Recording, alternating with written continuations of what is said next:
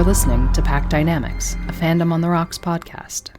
Hello, welcome back to Pack Dynamics, a Teen Wolf podcast. I'm Emily. And I'm Allison. And every time I think I'm going to do something different, and I never, ever do.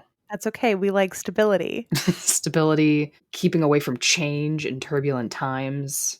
This is a safe space of... May you live in boring and uninteresting times. May things be peaceful and not surprising.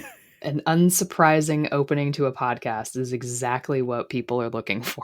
Correct. I need to be able to repeat it along with my podcasters every single time. Yes, exactly. So that's what you can expect from us, is exactly the same opening, so that there is nothing shocking in your ear holes. As long as Emily remembers which podcast she's recording. Otherwise, we're in for a treat. That, because if you tune in and all of a sudden you're hearing something about McKinley High, something has gone terribly wrong. You've pushed the wrong button on the channel. Although it would be interesting for you to note, dear listener, about a half hour ago, we did this as a joke. We were talking about other stuff, and we got about 4 minutes into a Glee podcast before we realized that we were just talking to each other. Yeah, it actually kind of worked out, because the episode we were joking about is one that we sort of watched the filming of, so, you know. So hopefully when we get to that episode of Glee on the Rocks, you'll come over and join us. Yeah. But today, we are talking about other things entirely. We are. We're talking about werewolves, and we're talking about Season 2, Episode 2, Shape Shifted, which is, it's an apt title. No surprises there. No. They do well with their titles, I gotta say. I really appreciate that. The much longer than usual rundown from IMDb is when Isaac's dad is killed. Spoilers. Spoilers. Right off the bat. Isaac is arrested, and there's a full moon coming. Scott and Derek check out his house while the Argents send someone to the jail to deal with what they suspect is the town's newest werewolf. Meanwhile, Jackson makes arrangements to film his first full moon since being bitten. This episode aired June 4th, 2012. All of those things happened. This is true. This is an accurate description of the episode. And so many things in fandom were born this night. Yes. A seminal episode for fandom canon convergence. Indeed. For at least 2 of the biggest ships in the fandom, for sure. Yeah, there's some good content in here. There's some good content in here. There's some sad content in here. Oh my gosh, we're gonna get into it, but like, oh man. I know that we joke a lot on the internet nowadays about, babies and Blorbos, but poor Blorbos. Poor little Blorbos. They're all having such a terrible time. It's a bummer. They're all having such a terrible time. Before we get into it, as the kids say, I do want to take a moment to shout out John Wesley Shipp, because we are going to talk trash about him as Isaac's dad. Ah, yes. But he is also Barry Allen, the Flash. Really? He was the Flash in 1990-91. Nice. In the CBS series. And then he also plays Barry Allen's dad, Henry, and some other versions of the Flash in The Flash on the CW series, The Flash. Nice. With our good buddy, Grant Gustin. Indeed. He was also on Dawson's Creek, and he is also a soap opera star from Guiding Light and As the World Turns. So he owns a fantastic jawline, very strong chin, which is maybe why he is so recognizable with a Flash hood on. But it would be remiss to just call him Isaac's shitbag dad. Correct, because in this episode, he stars in an outstanding role as Isaac's shitbag dad. Yeah, he's a terrible person, but I do want to say that he is not always a terrible person. Sometimes he's a superhero. And we're hoping that being the Flash's very cool dad makes up for being Isaac Leahy's less than cool dad. His very terrible father this time around. Very bad dad. Because this man is a Daytime Emmy Award winner. Well, then I'm a little bit sorry. He's only in like a grand total of like 5 minutes of screen time, but also his character is horrible. So let's get started. So let's get started with how bad of a dad he is this time around in this very depressing cold open of Teen Wolf. How bad is he? Well, he's so bad. He's so bad. They're having a family dinner. Which is just the 2 of them. It's just the 2 of them. We don't know what happened to mom, although I'm hoping she grabbed her purse and just left. Yeah, but I'm honestly hoping that, like, something worse happened to her because if she left Isaac alone, like, I know. That's, uh-uh, yeah. uh-uh, This does scream that she is buried in the backyard somewhere. sure does. It does There's have a that reason vibe. that man owns a graveyard. Ooh, yeah. Yeah, that is true. Yikes. So they are having a terrible discussion about Isaac's grades over dinner. He's got some A's, he's got, I think, a B, but unfortunately, his chemistry grade is a fat D. I have so many questions as spotted in my notes. First of all, Isaac has an A in French. Does he know Allison, who Oh, is also canonically in French class? well, as far as we know, Isaac just appeared last week in this school, so who knows? Yes, but does he know Allison? We're gonna Huh. say I'm yes. gonna say we. Oh, oui, oui. Mais oui. But he is not doing so hot in chemistry, so I wonder if Harris hates him too. I wonder if he and Styles have been stuck in detention together. Sure. I mean, they're in lacrosse together Together. now, so And then he's taking as a high school kiddo, he is taking 3 classes with an a B minus, and a D. Something about that feels funny to me. is Something it feels funny. is it maybe because he has to work a graveyard shift in a literal graveyard? Perhaps. Maybe he's on work study. He can only take 3 classes and he's failing Yeah. one of them? Man is tired. And to the kiddos out in the universe who can hear me right now, a D is not a failure. Not only will it not ruin your life, not only will it not ruin any academic anything ever, I promise no one's going to care about it. But also, every time you get a D, that means you understood more than half of the things you were asked, which I run into grown adults every single day who do not understand more than half of their job every Mm, single day. So you are doing fair. just fine. I promise. Fair point. Promise, promise. And he's dealing with a shitbag dad Oh my god, he's the worst. who threatens to take the conversation downstairs. So you know that's bad news. I have my responsibility as a parent to punish you. Like, Yeah. sure. So he says that Isaac's gonna have to do the dishes and clean up the kitchen. You can see in Isaac's face, like, oh, it's not gonna be that bad. That seems like a reasonable thing for him to ask me. Until dad throws a cup at the wall. He's just like dropping plates and like smashing everything.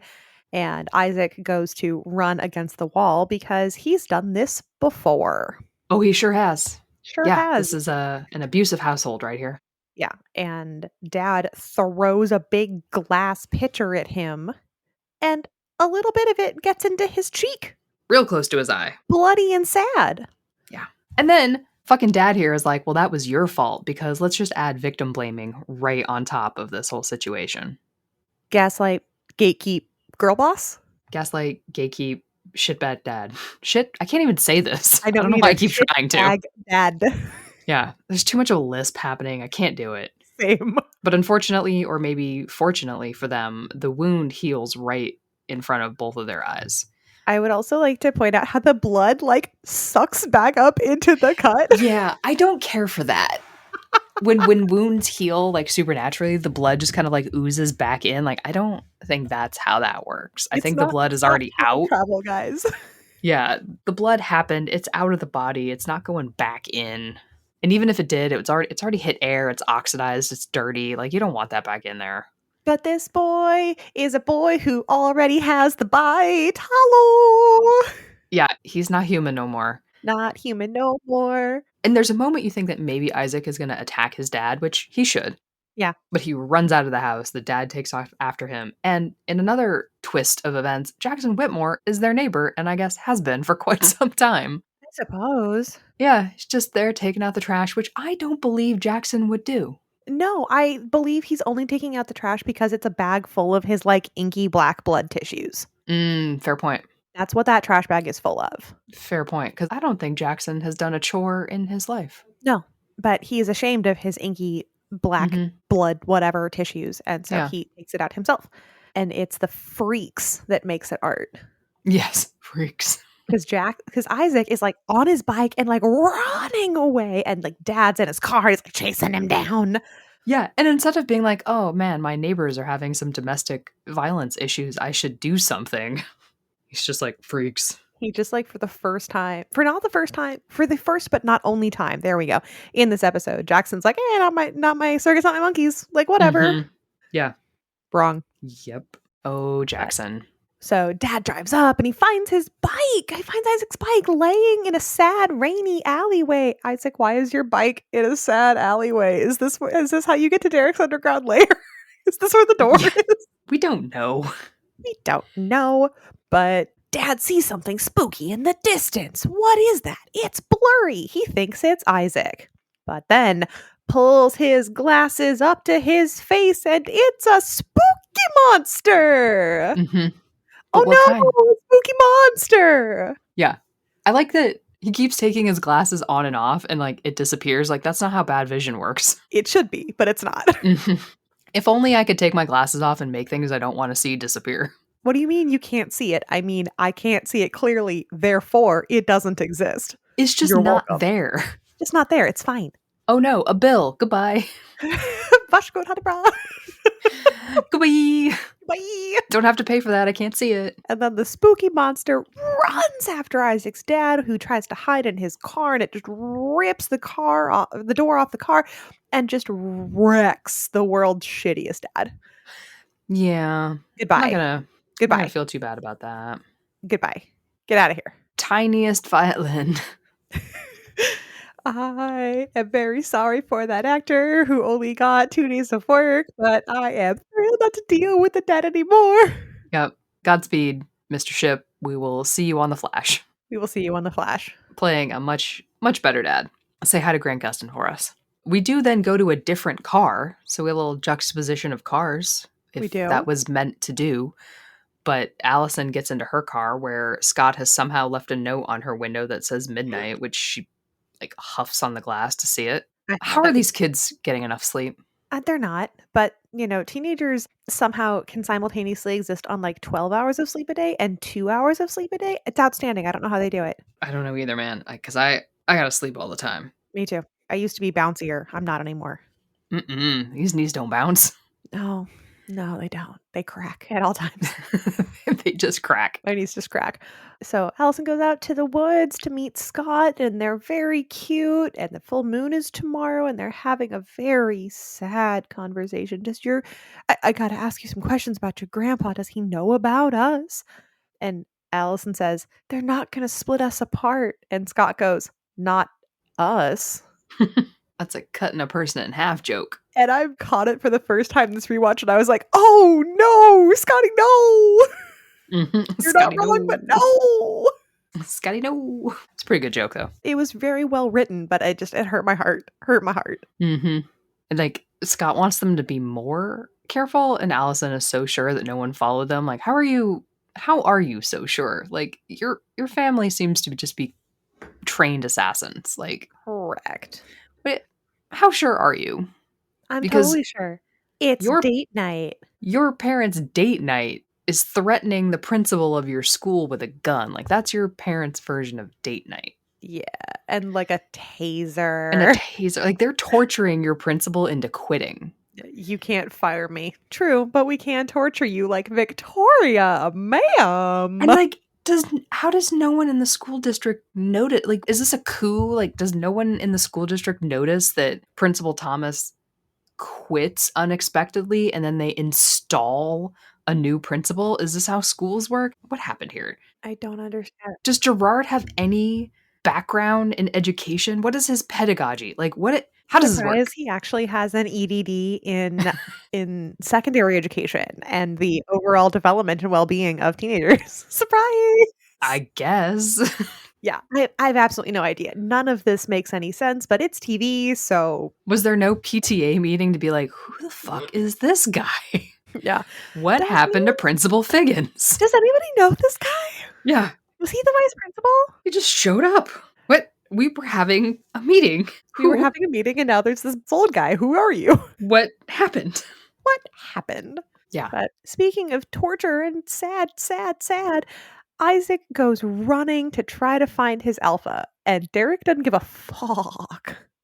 Sometimes it's really hard to defend Derek because in these episodes he is the worst leader possible. Correct. Like, just because I love Derek and he is my firstborn son, Yeah. he is a terrible alpha. And He's so bad. He's so bad. And season 2, and like we're gonna get in this next week, I promise, because let's talk about Ice Pick for a second. But like Derek he is doing the best he can with the information that he has at the time, which is not very much and it's not Nope. very good. But like every single time I just want no. Mm-mm. No, Derek's the worst alpha. The worst alpha. The worst. What did you do? Like, sir. Yeah. Why are you blaming him? You can't even give this boy the benefit of the doubt. Really? No. And you're what, like 2 years apart?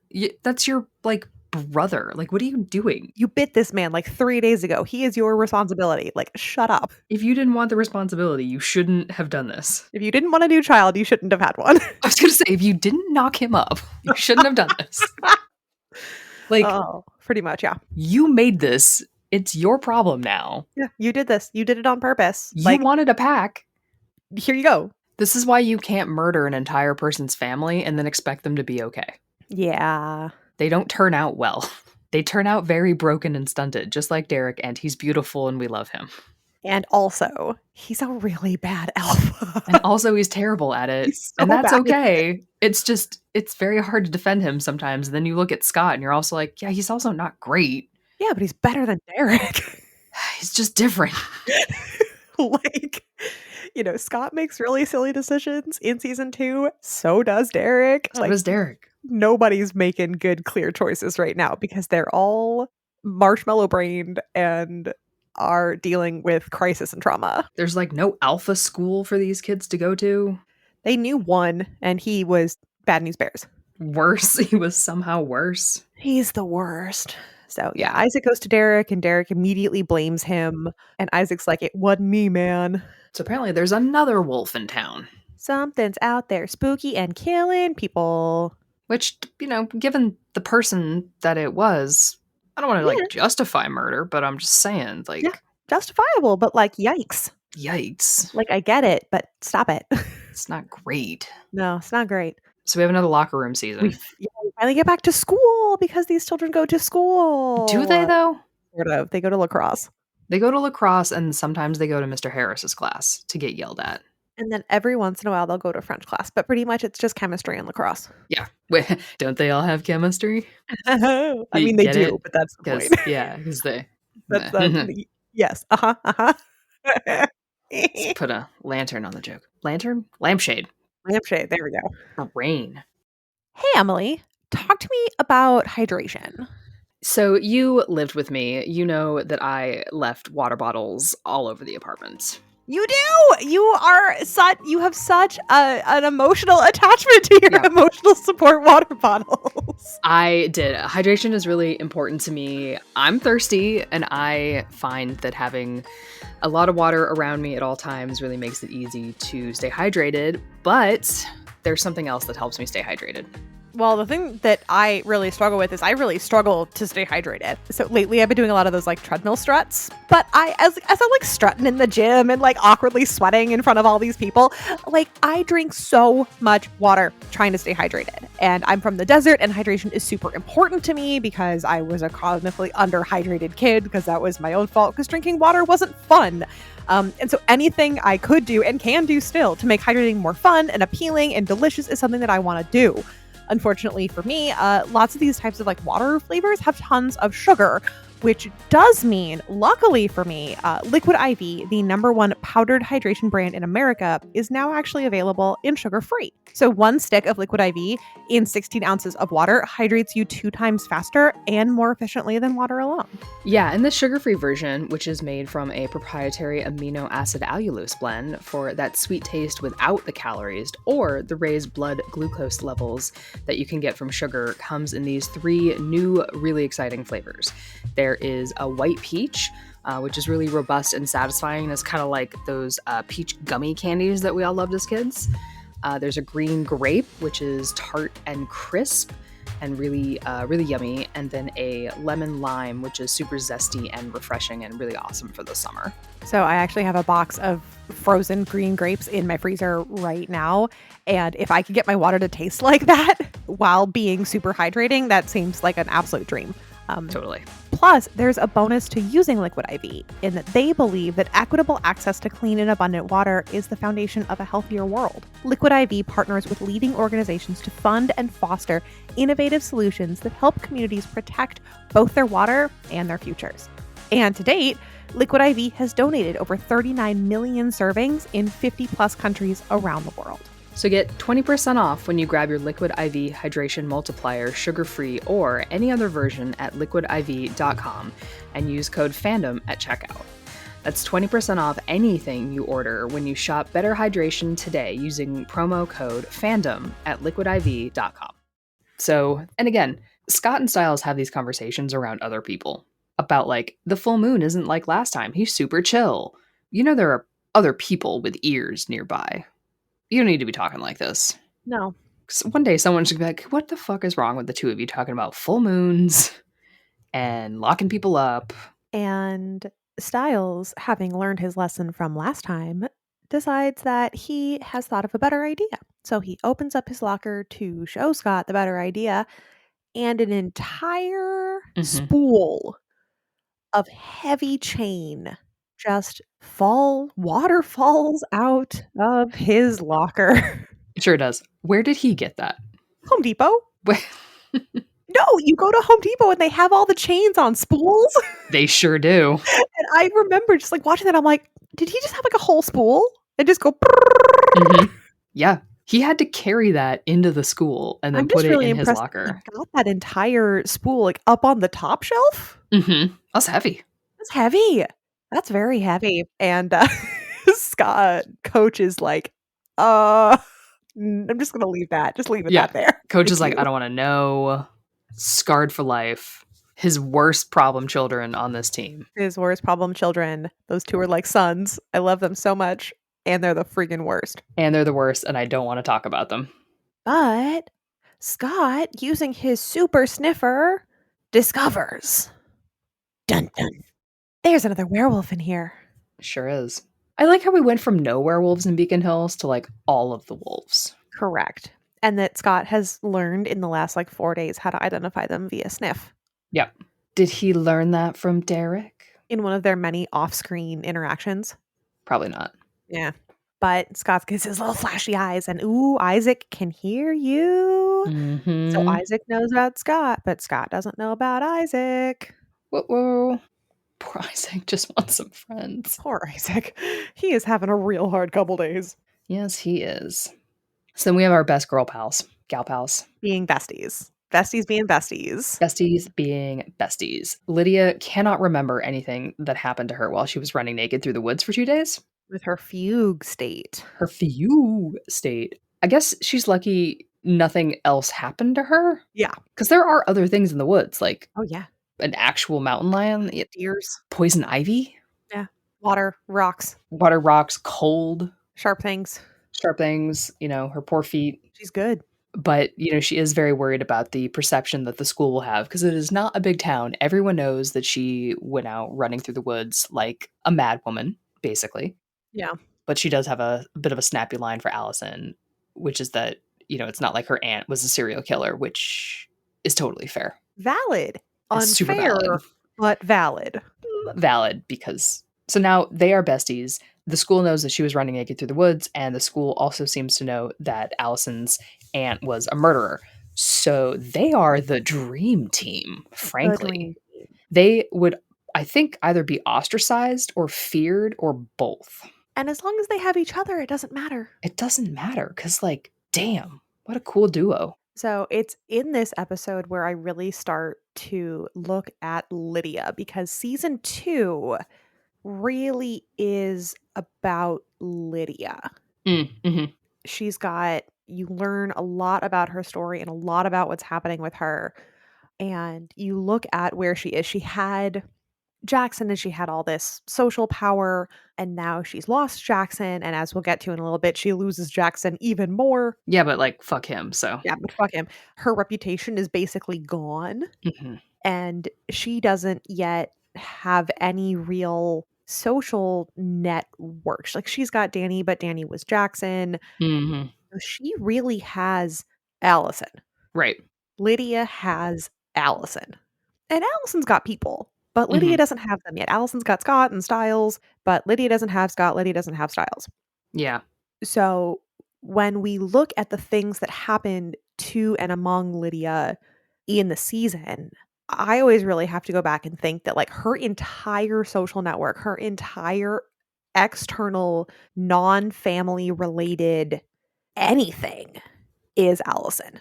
That's it. Mhm. And Allison is keeping a lot of secrets right now from Lydia. Mhm. Yeah.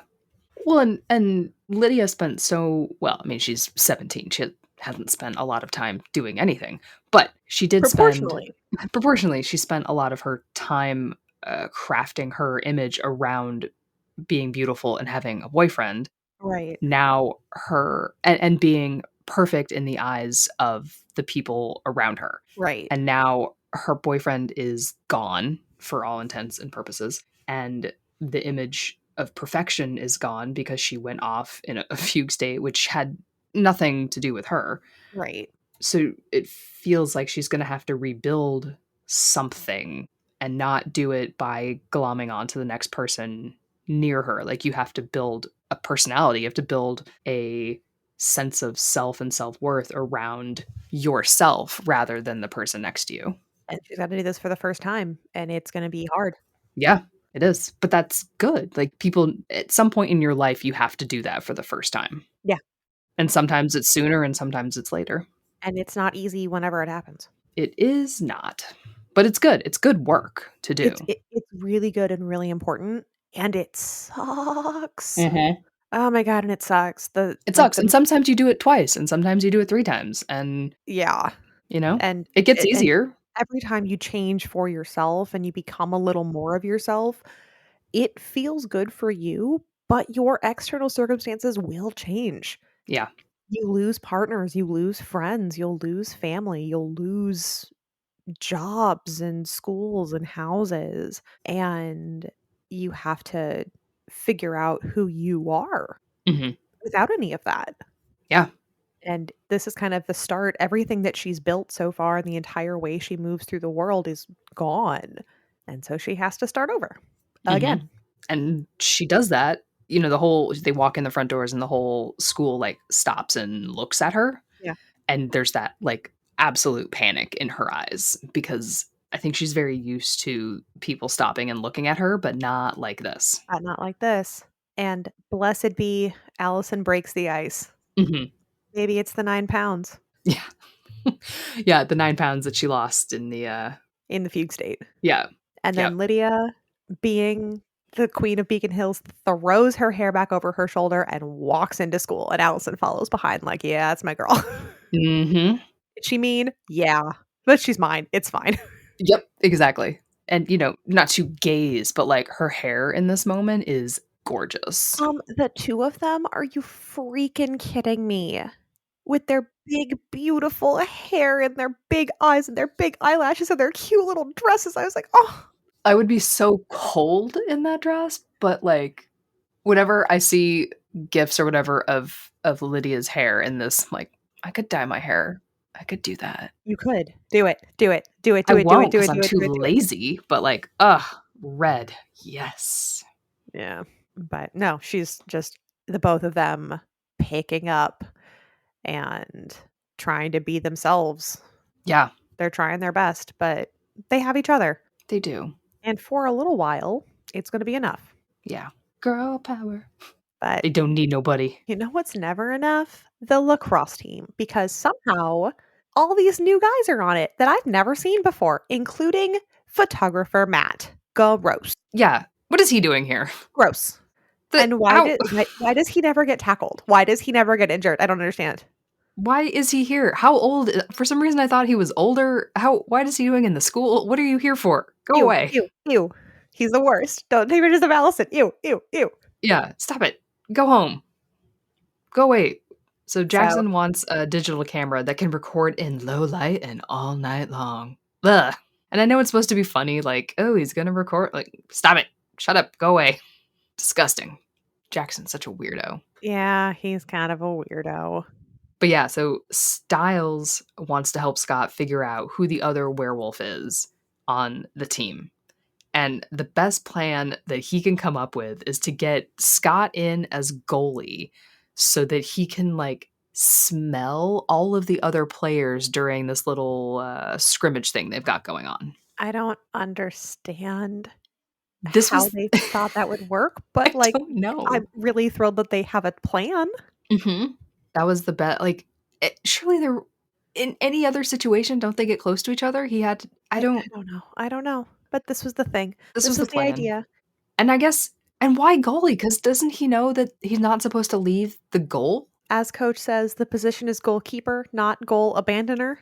Exactly. Because every time Scott comes out to tackle, which I don't know that you're supposed to, I don't know. I don't play lacrosse. I don't give a shit. But every time he comes out to tackle the other player so he can sniff them, Like, audibly sniff them. audibly hunch over on the ground, aggressively smelling the other players. Sniff, It's sniff, like, sniff, sniff, sniff. I feel like this is, we're encroaching on sexual assault with some of these sniffs. A little bit. And of course, who takes it in stride? Danny. Sweet Danny. Sweet Danny. He's like, it's my aftershave. It's Armani. Like, yeah, Oh, man, of course it oh, is. it's nice. It's nice. It's nice. Yeah. Jackson, because he's a little bitch, sits it out because he knows Scott will smell whatever he's got cooking. So he's like, nah. And then Isaac is up and he's already growling. He's already having a hard time. And if you look at Styles, Styles seems to notice that Isaac is Yeah. kind of having a hard time. Yeah. Styles, well, and I wonder if it's because Styles with his extra sensory thing that Styles is maybe, with his thing. You know what I'm talking about? That he's maybe magic? Maybe Magic Styles. Yeah. They Or is that, do lay a lot of seeds for Magic Styles in this right? season. Because, like, I just wonder sometimes, or if it's so that Styles operates as the POV for the audience to be like, hey, look at Isaac, or if it's a little bit of both. Maybe. I don't know. But they do lay a lot of They do. seeds in this season for Magic Styles. I love Magic Styles. Yeah, me too. And, like, they don't go far enough, but I love Magic Styles. I want fully tattooed Magic Styles. Like, I do love Styles being, like, straight up human, Sure. and Yeah. I also love full on Magic Styles, and I would be happy to have both of those things. Mm-hmm. Yep. Samesies. There was a text post on the internet I saw earlier today when I was doing my queue for the internet that was like, what the writers don't understand is not that I want to listen to their plot, it's that I want to play with their characters like Barbies. Yes. And I'm like, that's exactly it. Correct. Yeah. You are correct. I don't need to like change what you got going on. You gave me a great thing. And now I'm going to play with it like Barbie. Now I'm going to smash them together. And we're going to paint on this one because he's now magic and he has tattoos. And now this one's a barista. Yeah. This one's a firefighter. Nom, nom, nom. This one's a photographer. Yep. Mm-hmm. That's what they need to know. That's exactly it. But yeah, Isaac is up next and he's having a rough time and Styles notices and my fandom brain immediately started chanting, Isaac and Scott, Isaac and Scott, Isaac and Scott. Because they just collide in midair. They do. And like Papa's walking up in the cool glasses. And he's like, I'm the sheriff and I got to talk to Isaac. And Isaac begs Scott. He's like looking up and they're both flashing their gold eyes because now Scott knows that Isaac is the new werewolf. And he begs Scott, don't tell him. Please don't tell him. Yep. And my heart cracked in half. Yep. And my notes say in all caps, go get your boy, Scott. Go get him. All caps. All caps. Well, that is that's the rest of the episode is they got to go get Isaac out of jail because he's going to be held in jail for 24 hours. That's the full moon. Yeah. And we know that the holding cell works great on people, but werewolves probably not so much. Probably not so good. Although that could be, no, that's a fic. Outstanding. Yep. Moving on. These two boys are being absolutely legendary in chemistry class, and they are trying to get information. It's like they're trying to find Jackson, but we can't find Jackson. And they're like, oh my God, Jackson's in the principal's office. We got to get there. How do you suspect Scott and Stiles get to the principal's office? Yeah, they throw shit. One of them, and we still don't know which one, but one of them throws a wadded up piece of paper at Mr. Harris. Yeah. And Mr. Harris just about like Has an explodes aneurysm. blood from his nose and ears and eyes, and they both get sent to the principal's office. I imagine it could have been either one because they both play lacrosse. Oh, yeah. So I think an argument can be made for either one. I think Stiles would have enjoyed it more. Yeah, but Scott would have had better aim. Yeah. Stiles would have been more willing, but for it to work precisely, it would have had to been Scott's got better aim. Yeah. So we open up to Jackson and the sheriff trying to talk about what's going on with Isaac. You're their neighbor. And Jackson's being like the worst mandatory reporter on earth. The worst. Mm-hmm. So let me get this straight. You knew that this was happening? Uh-huh. And you didn't tell anyone? Uh-uh. Why not? Yeah. He's like, it's not my problem. It is your problem. It's your neighbor. Those are your neighbors. Those are your classmates. Those are your teammates. What are you doing? What were you thinking? Look at your life. Look at your choices. Garbage. Ugh. And like, we like Jackson, but he is Yes. also garbage. Like, season 2 Jackson, we get so much of his like interior perspective and storytelling, and I find Jackson's self-exploration and character development freaking awesome. Mm-hmm. But like, in order to protect himself that we see him doing, he lashes out at others. Right. And because he's got so much practice, it is sharp. Yeah. It is real sharp. And it is hard to watch. Like with Derek this season, it's like, I love Jackson, but I can only support about half his decisions throughout the season. Mm-hmm. Yeah. Which is good. You don't want to love all the characters all the time. They get boring. No, that gets boring if you're like, oh my God, that's my favorite person. Like, dear fandom friends, oh, don't get me wrong. We'll talk about Stiles. Oh, yeah. Because he will get to a point where he starts making a lot of choices for some terrible reason. Yeah, he sure does. Ooh, big yikes. So no one is safe. No one is safe. Well, speaking of not being safe, we discover the new principal. Fucking Gerard Arjun just walks out of that principal's office, somehow having been installed as the new dictator. Principal Gerard. Yeah, I don't understand. And he's out here playing nice. He's playing nice guy. We know you. Something they confirm in this little scene is that Scott's grades are like, he has a, quote, full slate of extracurriculars. Mm-hmm. Or like the star athlete. Like, just lacrosse, but okay. Yeah. And only in the last, like, 2 months, but okay. Yeah. He sucked at it before, but now he's great. And that Stiles has perfect grades. But, you know, like lacking on those extracurriculars. I'm like, don't Stiles and Scott have the same amount of extracurriculars? Aren't they both in lacrosse? They're both in lacrosse. So, like, what is Scott doing? What else is Scott doing that we just don't know? I don't understand. What is he doing? My personal favorite piece from this is Gerard. Don't think of me as the enemy. And one of them under their breath is like, is that so? Yep. Huh, weird. Hey, Allison, tell me about becoming a podcaster.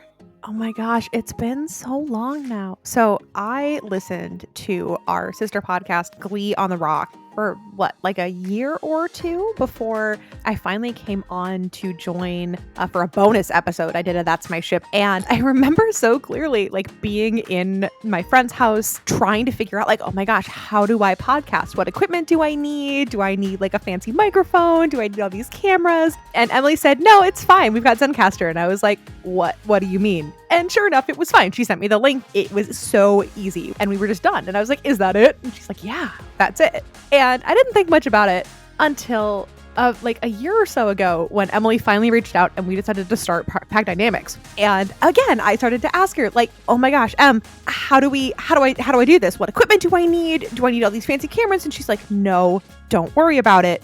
We use Zencastr. And I was like, what do you mean, don't worry about it? But sure enough, she sent me the first link to Pack Dynamics, and all I had to do was show up and start. And It blew my mind as to how easy and seamless this process has been. If you are like me and super nervous about jumping into your first podcast, let me tell you about my experience with Zencastr. It is now super easy to record a podcast with Zencastr. Log in using your browser and start recording a high quality podcast right away. Record studio quality sound and up to 4K video with your guests. Feel a sense of zen knowing Zencastr's multi-layered backups ensure you always have your recordings in the highest quality, even if the connection is unstable. There's always like a moment after we finish recording an episode where we kind of cross our fingers and be like, download, download, download. And it always downloads and it's so good. And we absolutely love it. If you've ever thought about podcasting before and realized that you need a lot of different tools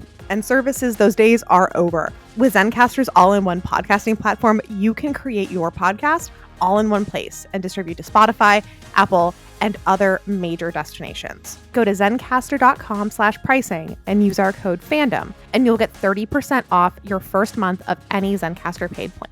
I want you to have the same easy experiences that I do for all of my podcasting and content needs. It's time to share your story. And of course, being the bestie, Styles takes the bullet and offers to sit in detention. Yeah. Good man. Good man.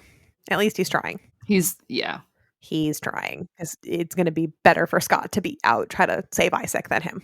Yes, because we have our other shitbag of the day is Jackson. And Lydia goes to try to talk to Jackson to thank him for saving her life, but Jackson has decided to be a total asshole and just says, I'm not responsible for you for some reason. And like, he's not wrong. He isn't responsible for anybody, but like, that was not the nice thing to say in that moment. That was your girlfriend. Yeah. And at one point, we assume that you liked her. Even if you don't love her anymore, we assume that you liked her at one point. But no. Also, Jackson is completely convinced that he's a werewolf, even with all the weird inky nonsense. Like, it's one of the things that I love to kind of compare, like now that we're in like a fandom perspective, like pick it apart. Like when Scott got bit, it took him like less than a day to start dealing with like claws and eyes and teeth and stuff. And like the sound.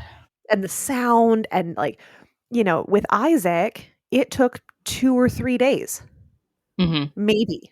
How long has Jackson been dealing with the inky nonsense and none of the good stuff? None of the good stuff? Has he not gone to Scott and be like, what's going on with all the ink?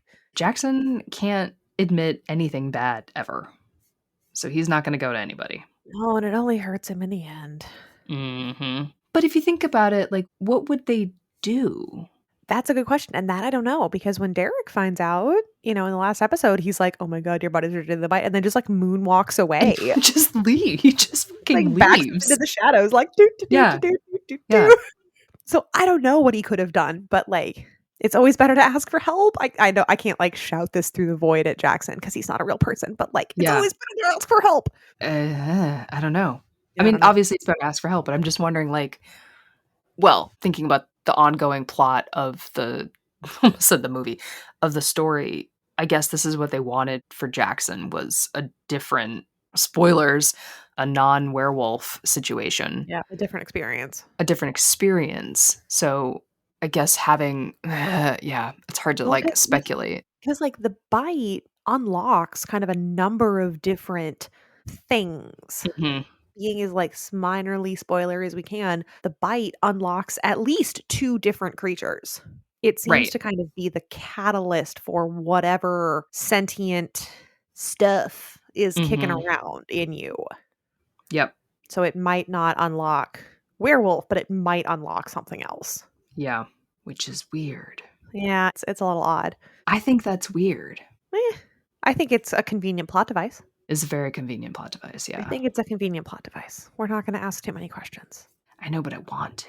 Yeah, and this is what fic is for. Yeah, you just don't see in like other supernatural things of like, sometimes this happens, but sometimes this happens. Yeah. And as we kind of learn through the next few seasons, we kind of get to the point where it's like, most of the time, this is how it goes. But every once in a while, something weird happens and we don't really know anything about it. And we've only really heard legends about it. Yep. And it's just super convenient to the plot that like, oh my God, it's in the plot. We see that. Yay. What we're saying is we want them to explain it to us in a way that makes sense. Yes, I'd like 17 more episodes just on the bestiary and werewolf Yeah. history. Yeah, if you could explain this in a way that makes sense and isn't just for, plot device, that would If be I can great. get, like, Daddy Argent to just sit in a chair in front of a roaring fireplace with a smoking jacket and a cigar and just, like, Mhm. read the bestiary out loud to me. So you're saying it is only for plot device. Got Yes, it. cool, thank you. It's simply plot. Okay, so we should just shut up and move on. I got it. So, Scott is trying his best to take Styles's detention sacrifice and doing his best to go and find Isaac, to go and protect Isaac. But immediately after Isaac gets whisked away in the cop car, Derek and his Camaro come squealing up. Hell yeah, it does. And I am gonna throw my hands up in the air to the Scott and Derek shippers because on screen Scott is the only person that Derek is showing any kind of, like, emotional vulnerability with. Mm, Because Scott goes up to him and goes, "You see that? Like, that's your fault." And Derek kinda hunches down and in a soft voice, he goes, "I know that." mhm, And then yep, he immediately gets really mad, like, "Now get in the car and help me." It's like, but he does acknowledge that, like, he kinda fucked it up, he and he is does. able to acknowledge that to Scott, and that's really cool that Yeah, they have that kind of relationship and that we get to see it on screen. That's pretty cool. I think so. Yeah, I think that is cool because I think if it had been maybe Styles or someone else, he probably would have, like, slammed his head into a drawer. Yeah, for sure. For sure. But the more I see it, I keep because I did some work for the pilot and I'm looking at the like, you and me, Scott, we're brothers now. And Derek is trying to treat Scott a little bit like a brother. He's being a little more patient and a little more open and still like making fun of him and like poking him around, but like taking him to places and teaching him things. Like he is trying. He is actively trying with Scott where he isn't so much actively trying with Styles or Mm, Isaac or yeah, Jackson. So, is he yeah. succeeding? Not really, but at Not great. least he's trying. At least he's trying. So, Derek decides that he has a little bit of humanity and is going to take Scott to Isaac's house. This seems fair because everyone infiltrates his house, so he might as well break into someone else's house and He poke might as well, around. man. You know, Might as it it does. Is it intrusive? Yes. Does everyone do it to him? Yes. Yeah, So, I think it's fair. yes, correct. And it will show Scott what Isaac has been dealing with, Yeah. which is sad. Really glad his dad got eaten by a giant, weird, scary monster. Yeah. Sure am. Do you wanna stick with Scott and Isaac before we get jump to the Argents? Sure. Because Yeah. keep the So, plot. because the plot. Yeah. So, the question here is if Isaac didn't kill his own dad, who did? And they don't know. And Derek wants Scott to trust kind of like so Derek trusts the combination of his senses to know that it wasn't Isaac who killed his dad. And this is like it's one of those things that I think Derek learned as a born werewolf from just like living with his pack and his parents and his sisters to like do as a person, as a werewolf, It's to be his like, first language. He doesn't know yeah, all the bits and pieces. He doesn't know how to explain it to anybody else. he can't. It's just like sight, smells, sounds, pheromones, The hormones, vibes. feeling, the vibes. He's got the vibes of this room, but Got he the vibes. cannot put into words how to tell Scott this. And I think it's frustrating as a viewer Yes. because he's just like, vibe it out, Scott. Just figure out, just use your senses to figure out who killed Isaac's father. And you're like, he can't. If you can't explain it and I can't explain it, then what makes you think we're gonna figure this out? He can't because he's like Scott says, "What happened down here?" And Derek's like, "The kind of thing that leaves an impression." What? I mean, I get So it, but like, Derek, I get it, but like, sir. sir. So he says, like, follow your senses. Yeah. And then I heard it in and I wrote it in my notes because I was like, whose heavy breathing is that? That too. Like, Scott gets closer to the freezer, which is what he's looking at in the basement. Yeah. And I'm like, is that Derek? Is that Scott? Or is he hearing Isaac with his like Right. super vibe sensor? Yeah, I wasn't sure if that was supposed to be diegetic or non-diegetic sound. I don't know. I don't know. And frankly, the closed captions didn't say, No. so You I hear don't some heavy know. breathing and you're like, "Oh, no." So sure enough, Scott, gets his, spidey senses out, his wolfy senses, and it leads him to the freezer where he hears somebody's heavy breathing, and he opens it up, and you can see on the inside lid of the freezer scratch marks. Gotta love some bloody claw mark inside something. Bloody scratch marks, not even claw marks, people, human blunt nails, just Yep. scratch marks in the lid, Mhm. Always great. which we don't get explained to us necessarily, but it's pretty clear that between the padlock on the latch and the claw marks inside, that we are led to believe that Isaac's dad locked him in a freezer. Yep. Mhm. Don't So do that. so good. So great. Stop it. Don't do that. I shouldn't have to tell you this, character man. Shouldn't have to tell you, don't lock your children in freezers. Don't do that. Stop it. Isaac. Isaac. No. So Scott is learning kind of not only about his senses, Derek's trying to teach him about all the different things that he can do and sense and feel. But he's learning, and also we're learning about Isaac and his past and what may have led him to choosing the werewolf life. Mhm. The werewolf life. It's kind of funny. Yeah. It's like I choose this life. I would be remiss if I didn't. So, in a very big brothery way, Derek kind of leads Scott into the house and is talking about his senses. And it's like, you're going to learn to use more than your sense of smell. Mhm. And just leaves it there. And Scott goes, "You saw the lacrosse team today? Yeah. Did it look that bad? Yeah."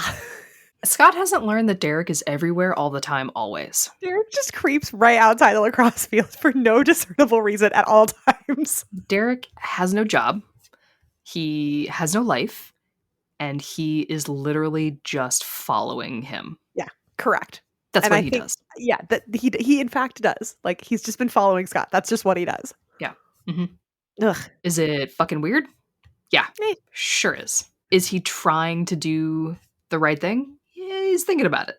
Yeah, he's thinking about it. So Scott and Derek are downstairs with a freezer, and Derek, in his first move as a decent alpha, is trying to get Scott on his team Mhm. because Derek knows what they do to Omegas, and so does Scott. They have just killed Scott's alpha. Scott is an Omega. While, if you can future cast, you know that Derek is trying to build a pack, Yep. like on purpose for a cause. But this is kind of a two birds, one stone situation. But I'm Ching that Derek is like, you can learn to use all of your senses. You can learn control even on a full moon, which Scott is like better, but not great. And my heart gets ripped out of my chest. If I'm with you, I lose her. Mhm. You're going to lose her anyway. Derek is so broken about losing people Yeah, he is. that he cannot fathom a world in which he is both a werewolf and has people. Yeah. Whether or not it's a romantic relationship, a familial relationship, Yeah, he loses everyone every he time. loses everyone. If it's not a platonic pack structure, he can't see it. Yeah. I feel so bad for him. I know. And like this is and Scott being like a 15, 16-year-old boy is very kind of tunnel vision. It's like if I'm with you, I lose her because Allison has been kind of his driving force the whole time. And Derek's trying to get him to see the bigger picture. But still, it's not very nice. And we start here with the Scott McCall plot line that I am the least fond of, Mm. which is, I still gotta go save Isaac. Like, why? It's like, because he's innocent. And that Mm. Scott, like, has to take responsibility for every innocent person ever. And Mhm. it's like, I understand where that comes from, but I do wish that I could introduce a little bit of, like, self-preservation in with that. Sure. And some, like, boundaries, like, if you try to save every innocent person forever and ever and ever, you're going to burn up. Yeah, yeah. And he tries a couple of times. And, like, I Totally. really understand and super appreciate his love of humanity, and he's like, "No, everyone is able to be saved, everyone deserves to be saved," and, like, that's a really cool way to be able to see the world, but after a while, it does take its toll on Scott, It does. and that's hard. It puts him out of lockstep with a lot of the other characters too. It does. It puts him at a lockstep with a lot of the other characters, and it's great to kind of see that conflict come in, but it can be hard to kind of see both sides sometimes. Yeah, but your characters have to have conflict. Yes, and that's great, and I love that, and, like, this is a thing that, like, Scott believes in. This is a thing that he will take with him forever. Yeah. He believes that basically everyone is innocent and that everyone is able to be saved and that everyone has good in them, and Except for Harris. 'Cause fuck that guy. yeah, but we don't discuss it, but I'm sure that he could find a reason. That, like, Probably he's could. trying his best, I guess. And, like, this does create some conflict, Mhm. and I definitely the first few times I watched it, I stood on the opposite side of Scott in a lot of these conflicts, and I'm interested as we rewatch, like, how many more times I'm gonna agree with him now. Mhm. I'm interested to see, how I see it now as I'm older. As we're old as shit. Older than dirt. The older we get, are we gonna just be like, "Scott, give up. Just No. stop." No, the older I get, I'm gonna be like, "You keep believing in the good of humanity even though everyone betrays you all the time. Your heart is still so pure. Keep going." You keep going, 'cause I can't. You keep going because I can't. Exactly. You keep trying, Gen Z, 'cause I'm too tired. Yeah, Scott just has this, like, unbelievable love for humanity and that everyone is that people are good. He believes Yeah. that people are good and that people are worth saving, and he doesn't tend to change that, No, yeah, even that's true. when he's the only one in the room who agrees. So, He is steadfast. true story, but he is determined to save Isaac because he is innocent. Yes, he is. So, at some point, we have to go back to the Argent's house, I think. We do. So, the Argents well, Gerard is definitely interested to find out if Isaac is a werewolf because he wants to know if he can eliminate the threat. Meanwhile, Chris is like, maybe, like, genocide is not correct, right? Like, we should maybe have irrefutable proof of werewolfiness. And I think Gerard's like, don't care about that. Just want to kill people. Pretty much, and he sees Allison creeping and he shuts the door. Because them women folk. I think maybe it's less women folk and more like Allison is Yeah. potentially a problem for us. Yeah, I think you can because maybe sense that Allison is going to be a problem. so they open the door back up, and they wanna talk to Allison about Lydia, Hmm. and Allison gets real, real nervous because Allison doesn't wanna talk about Lydia. Not when they think that, not when they think she's a werewolf and they're gonna go get her. No, Hmm. no. No, no. So Indeed. we get Allison up next talking to Styles on the phone. Oh my god, they're friends! Yay. Yay! Talking about the hunter that they just sent out to go get Isaac, and Dressed as a Allison sheriff's deputy. dressed as a sheriff's deputy. So Styles is like, "Oh shit, they're going to the station. They're gonna go get Isaac." He's like, "Yeah," and he had this like case with this thing engraved on it, and she sends a picture, and it's Wolfsbane, which means they're gonna kill him. Yep. Bad news bears. Not great. I love that So they're going to kill him inside the jail. yeah, Like, they fear no consequences. They no, don't none at care. all, none at all. Like, I really appreciate how they think they're just gonna, like, waltz into the sheriff's station and just murder a kid in plain sight and just be like, "It's cool, whatever. Yeah, it's chill. We don't care. Yeah, we don't care."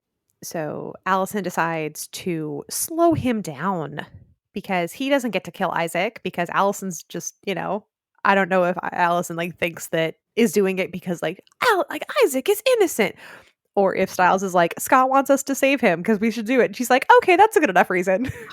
If Scott's convinced, I'm in, whatever. Yeah. So with her magical hunter's powers, she takes out some of his tires and then proceeds to shoot him in the thigh. Good job. Fair. Fair. I think I like that she thought that'll slow him down and not kill him when she could have just like ruptured his femoral artery and he could just bleed out right there. Yeah, I don't know if she would have thought that one all the way through, but he didn't. So He yay. didn't. I was kind of hoping he would, but like how good is her aim? Because that could have killed him real fast. It could have, but it didn't. I do love arrow slinging Allison the Me best. too.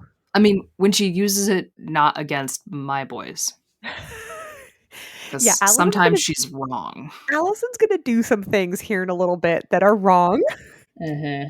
and it makes me very grumpy with her. It does, yeah. Mm-hmm. I get pretty mad about it. I'm not always happy with her. No.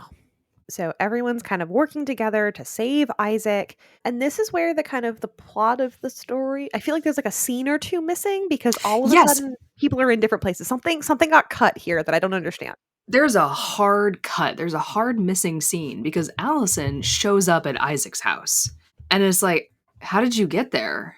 I have to imagine there was another phone call because you get another, I think we get a third call or a second call between Allison and Styles. But like, I think there's a phone call here missing that says, like, okay, Derek and Scott are at Isaac's house. Mm-hmm. Like, I'm going to come get you, drop you off at Isaac's for Scott. I'm going to pick up Derek and we're going to go get Isaac. There has to be something I because feel like there was a phone call in there that we missed because Allison just like appears at Isaac's house and Derek is gone.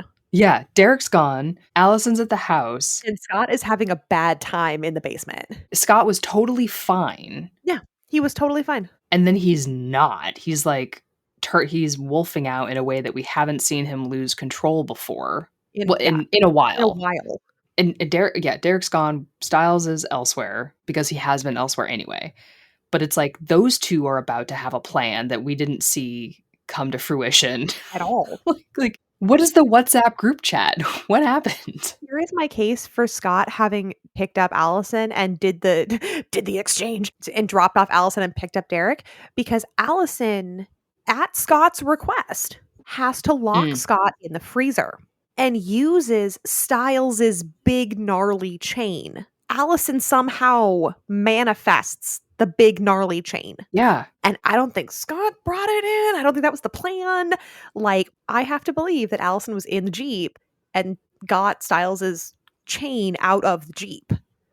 That's the only thing that makes sense to me. There's a scene missing here, and I don't know what's happening. But Allison has to lock Scott at his request in the freezer, and she gives him a big smooch and tells him it's going to be okay. And he is making the best decisions that he can with the information that he has at the time. He is like trying to save himself and save everybody in the only way he knows how. Yep. But unfortunately, Allison goes back upstairs and spoiler alert, there is a spooky monster. Yeah, it's got some glowing eyes. It climbs walls and ceilings. It's got a whippy tail and scales, and this is definitely not a fucking werewolf. Not a fucking werewolf. So here's my question. Answer. Allison is in the house. She's upstairs in Isaac's house. Scott is locked, chained in the freezer in the basement. Yes. She hears a spooky noise. Yes. And then there is a hand, a human hand that covers her mouth. Yep. Whose human hand is that? I don't know. Whose human hand is that? Because I don't think it's her own hand. I don't think so either. And it's not Derek or Styles because they're in the Jeep. They're in the Jeep doing other things. Elsewhere. And it's not Scott because he's in the basement. We're pretty sure it's not Jackson. And it's pretty sure it's not Lydia. It's not any of the Argents. Like, whose hand is that? Like, is it the spooky monster? Like, is it pre-spooky monster? Like, whose hand is that? I'm missing information. Whose hand is that? And then there's the spooky monster, and Allison screams, rightly so. And Scott is like, oh shit, my girl's in trouble. I gotta break out. Mm-hmm. And so Allison is not counting on him to break out, so she grabs a kitchen knife. Yeah, she does. Screams at the monster just like her Aunt Kate taught her. Yeah, girl. She does the come on. Mm-hmm. Like Kate does with her giant gun with the alpha. It's very cool to see that juxtaposed. It was great. But Scott, because of his one true love, breaks out of the freezer and goes to save Allison and gets there just in time to watch the spooky lizard monster thing run out of the house. Yeah. And everyone is looking at it like, what was that? The fuck? What was that? Yeah. What was that? We don't know. And none of us know. It's a spooky monster with a tail. He's got big yellow-green eyes. We just know spooky lizard thing. Not a werewolf. Definitely not a werewolf. Yep. So on the other side of the person swap at Isaac's house, we come up with Styles and Derek in the Jeep. Hell yeah, we do. When did Derek get picked up? What is happening? I'm not saying I care. I'm just saying I have questions. Yeah. Mhm. And we get, yet again, beloved banter in the Jeep with these two. I love this so much. There's a lot of prolonged eye contact, gentlemen. There is Anytime that they're in the Jeep together is my best day. It's pretty great. It's pretty great. And from a fandom perspective, trying to like put my shipping goggles are on, but I'm trying to loosen the crank a little. I'm trying, y'all. Styles like puts his hand on Derek's shoulder, and Mhm. Derek's eyebrows are like, and Styles like apologizes. Mhm. This is not the first time No. this is not the last time in this season where Styles will be touching Derek, and Derek doesn't give him that eyebrow glare Yep. anymore. Mm-mm. There's a lot of prolonged eye contact in this moment. I'm having some feelings. And Styles is like, well, what is your plan? And Derek's just like, I'm going to talk to her. Yeah. I'm going to distract her. It somehow really had not occurred to Styles that Derek could talk to people. Yeah. He doesn't understand. Like, Styles, this is arguably one of the most attractive people in Beacon Hills. He can talk to women or men. It's chill. Anyone. Literally anybody. And so Derek goes inside and starts immediately flirting with the lady at the front desk. And the eye roll that Styles gives is unbelievable. It's so good. He's so mad about it. He's so mad about it. He's so mad at watching Derek flirt with this girl. He's so mad about it. And Derek just flashes that big smile. His teeth are so white.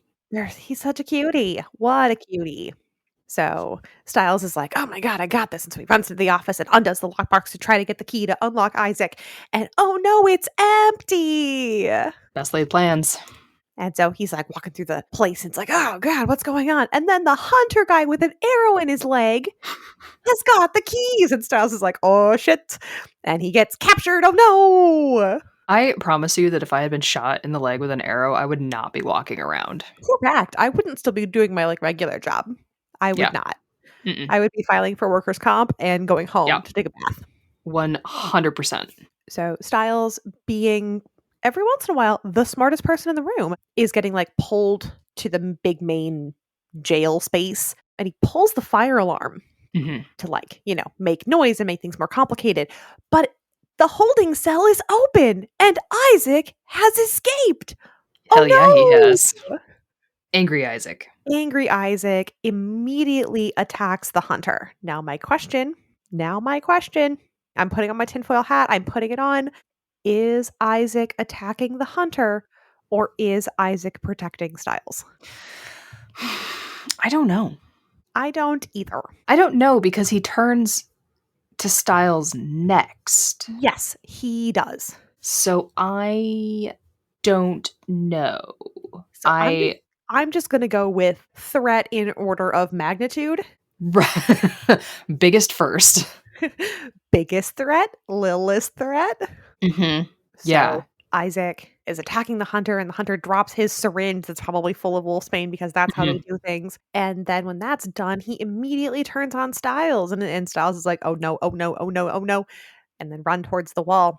And then, Emily, what happens? What happens is Derek sees Isaac looking at Styles like he's gonna kill him, and then goes full alpha on Isaac. And because Isaac, he is not gonna stand for that shit whatsoever. And Isaac cowers into the wall, and transforms back into a wee lad. Being very scared. And I feel so bad about that. I felt so bad for him. It's like, you deserve so much safety and softness, little dude. And I think it's Styles who's like, how did you do that? And Derek's like, I'm the alpha. And all I was thinking is like, okay, yeah, but be nice to him. And again, we just get Styles as like big open face, just like But he did it to protect you, Styles. He saw that you were about to get ripped apart, and Derek was like, not on my watch. Yeah, and Derek stood between. He did. He didn't quite stand between, but he protected him. No, he stood in front of Styles. Oh, he did. That's right. He got between them. Yeah, he stood between them. Yeah. And like, I'm not saying. Yeah, no, you can say it. No, you can say it. Every single possible incarnation, but I am saying I've seen this scene a lot. You can say it. You can say it. Because it's true. It's absolutely true. Yeah. They've known each other for what, 3 months? Yeah, maybe. Put his body right in there? Yep. Hell yeah. So yeah, he did. All the werewolves get out, and Papa Sheriff's like walking through the station, and Styles is present at this very disturbing scene and points to the beaten up Hunter deputy and goes, he did it. Yeah. Well, it wasn't me. Wasn't me. Not me, man.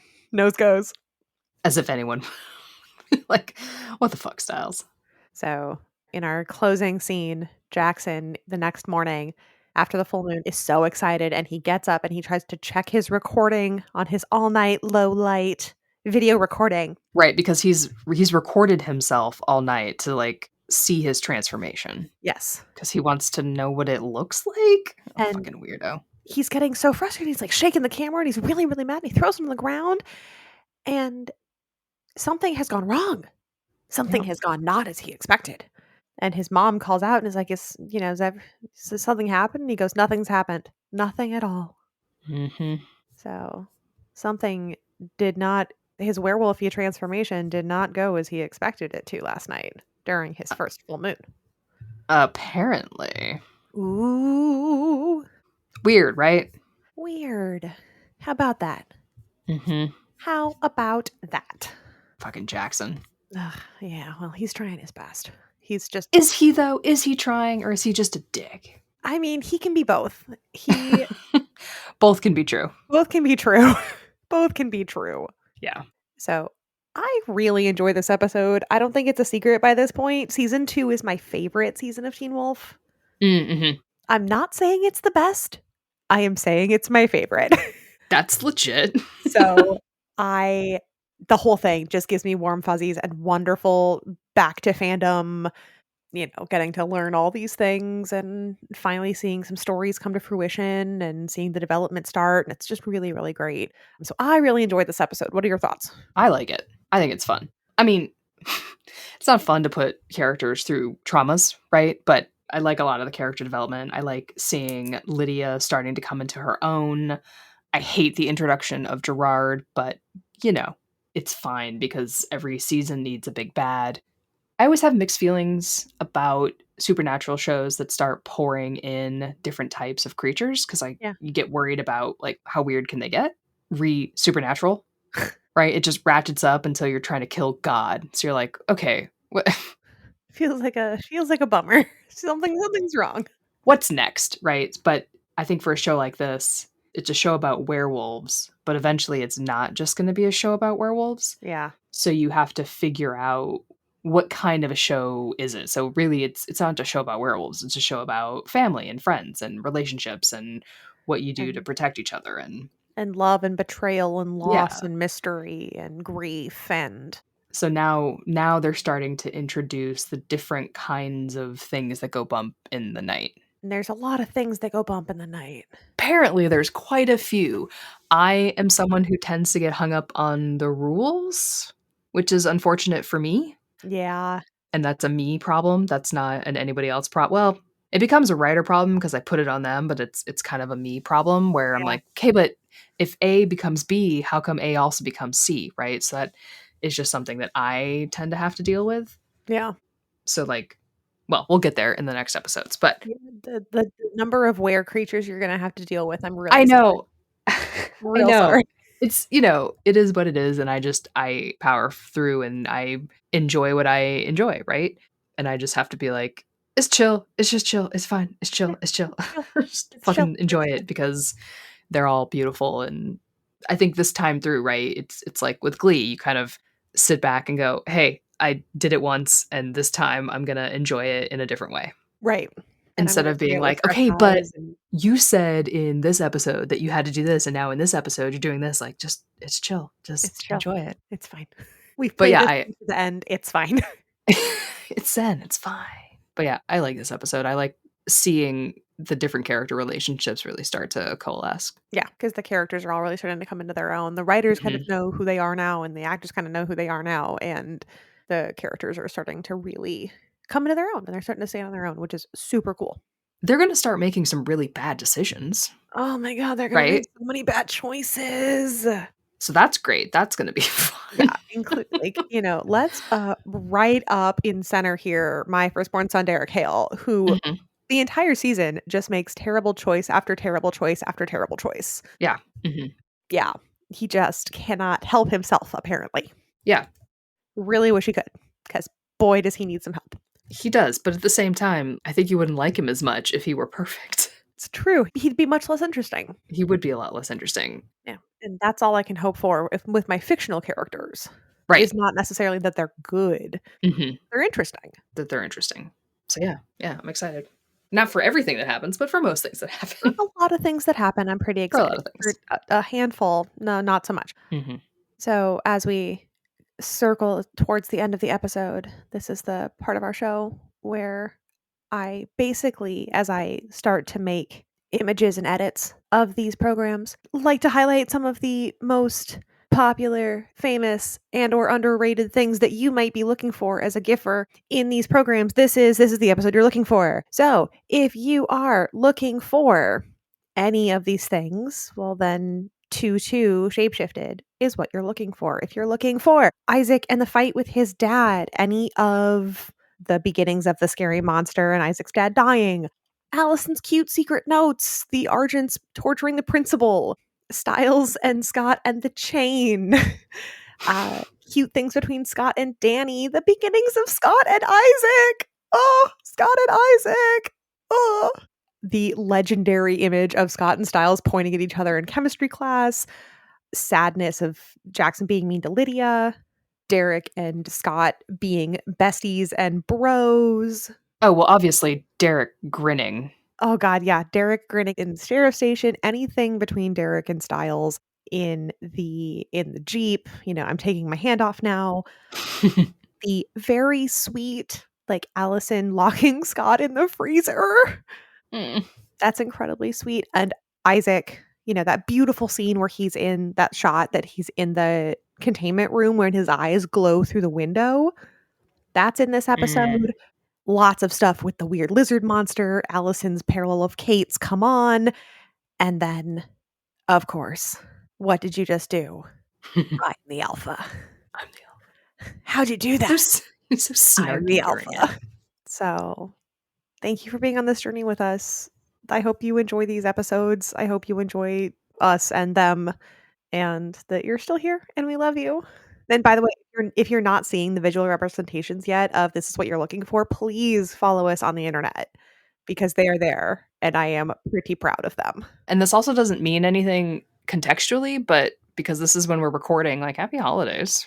Yeah. There's like a whole slate of them happening about now while we're recording, like just an immersion of holidays for everybody. So, like, you know, happy cold season. Yeah, happy cold season. I don't know when you're going to hear this, but happy cold season. Happy frosty days. Yeah, stay warm. Put your fires on. Get your blankies out. Someone over here is eating fucking marshmallows and I'm not. So I'm a little like...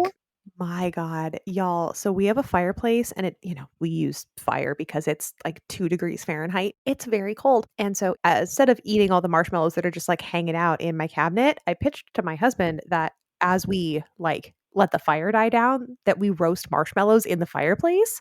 So let me tell you that you can, in fact, roast marshmallows in your fireplace and it's heckin' delicious. Yeah. There are upsides to being an adult. There are upsides. So if you have a fireplace, please roast some marshmallows in your fireplace because it's incredible. But unfortunately, she's not sharing them with me, but only if it's wood burning. Don't do it if it's gas. Yeah. I don't know how marshmallows do with gas. So I have no idea. I don't know. Couldn't say. You could do that, to each their own, but we have a wood burning fireplace and it's freaking delicious. Marshmallows for the win. So jelly. I'm so happy that you get to have those. Aw, thanks.